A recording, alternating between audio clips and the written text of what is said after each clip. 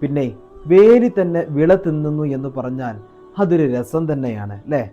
എന്നാൽ ലഹരിക്കെതിരെ ഒരു വ്യാജ സംഘടന ഉണ്ടാക്കുകയും അതിൻ്റെ തലപ്പത്തിരിക്കുന്ന സംസ്ഥാന പ്രസിഡന്റും, മാത്രമല്ല അദ്ദേഹത്തിന് ID കാർഡുമുണ്ട്, ഞാനൊരു പ്രസിഡന്റാണ് എന്ന് പറഞ്ഞിട്ട്, എന്നിട്ട് ഉടനീളം ലഹരിക്കെതിരെയുള്ള പ്രബോധനങ്ങൾ, ലഹരിയിൽ നിന്ന് കുട്ടികളെയും പ്രായമായവരും ബന്ധപ്പെട്ടവരൊക്കെ വിളിച്ച് നന്മയിലേക്ക് വരുത്താനുള്ള ഒരു സന്ദേശ യാത്രികൻ.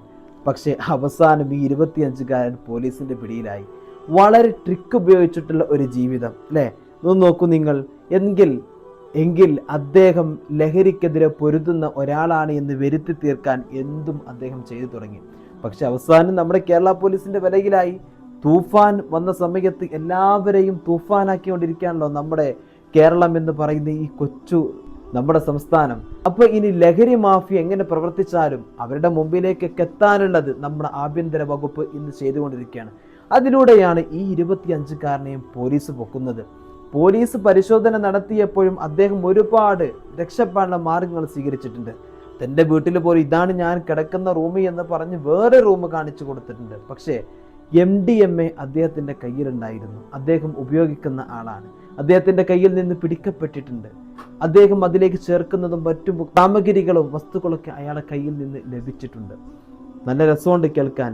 ഒരിക്കലും നാട്ടുകാർക്ക് സംശയം തോന്നില്ല, വീട്ടുകാർക്ക് സംശയം തോന്നില്ല, ആർക്കും സംശയം തോന്നാത്ത രീതിയിൽ ലഹരിക്കെതിരെ പ്രവർത്തനം നടത്തിക്കൊണ്ട് നടക്കുന്ന ഒരാൾ. നമ്മൾ മനസ്സിലാക്കണം, നമ്മുടെ മുമ്പിലൂടെയും ഇങ്ങനെ ചില ആളുകളുണ്ട്.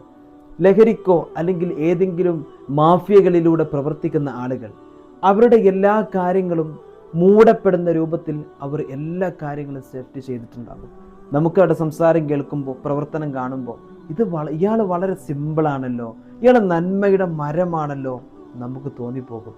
സത്യം, ഇങ്ങനെയുള്ള മാഫിയകളിലും അതുപോലെ തന്നെ ചിന്താഗതി കാര്യലാഭത്തിന് വേണ്ടി പ്രവർത്തിക്കുന്നവരെയും നമ്മൾ ഒന്ന് കണ്ടറിയേണ്ടതുണ്ട്.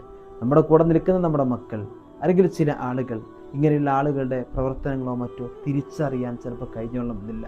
നല്ലത് കാണുമ്പോൾ ഇത് നന്മയാണെന്ന് കരുതി അതിലേക്ക് സംസാരം കേട്ട് പ്രവർത്തനം കേട്ട് എടുത്തു ചാടുന്ന ചില ആളുകളുണ്ട്. അവരൊക്കെയാണ് ഇതിനകത്ത് പെട്ടുപോകുന്നത്. അപ്പോൾ നമ്മുടെ മുമ്പിലൂടെ ഇങ്ങനത്തെ ആളുകൾ വരുമ്പോൾ ഇത് വ്യാജമാണോ അതോ യാഥാർത്ഥ്യമാണോ എന്ന് തിരിച്ചറിയാനുള്ളൊരു ബോധം നമുക്കുണ്ടാകണം. ഇദ്ദേഹത്തിൻ്റെ കാര്യത്തിൽ വർഷങ്ങളോളമായിട്ടുണ്ടാവും ചിലപ്പോൾ അദ്ദേഹം ഈ ഒരു പ്രവർത്തനം തുടങ്ങിയിട്ട്. നാട്ടുകാർക്കോ കൂട്ടുകാർക്കോ വീട്ടുകാർക്കോ ആർക്കും സംശയം തോന്നാത്ത രീതിയിലാണ് അദ്ദേഹത്തിൻ്റെ പ്രവർത്തനം ഉണ്ടായിട്ടുള്ളത്. അതുകൊണ്ടാണ് ഇത്രയും കാലം അദ്ദേഹം ഒരു പ്രശ്നവുമില്ലാതെ ആരും അറിയാതെ ഇത് മുന്നോട്ട് കൊണ്ടുപോയത്.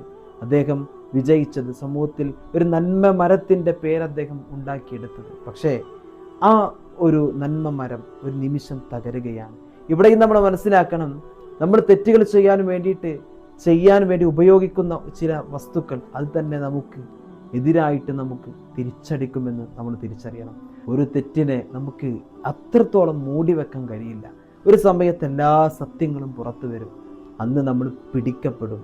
ആ പിടിക്കപ്പെടുന്നവൻ്റെ കൂടെ നമ്മൾ ഉണ്ടാകാതിരിക്കാൻ നമ്മൾ ശ്രമിക്കണം. നമ്മൾ ചിലപ്പോൾ നിരപരാധിയായിരിക്കാം, ഒന്നും ചെയ്തിട്ടുണ്ടാവില്ല, പക്ഷേ കേസ് വരുമ്പോൾ, പ്രശ്നങ്ങൾ വരുമ്പോൾ നമ്മൾ അതിനകത്തൊക്കെ പെടും. ആ ഒരു ചിന്ത നമുക്കുണ്ടാകട്ടെ.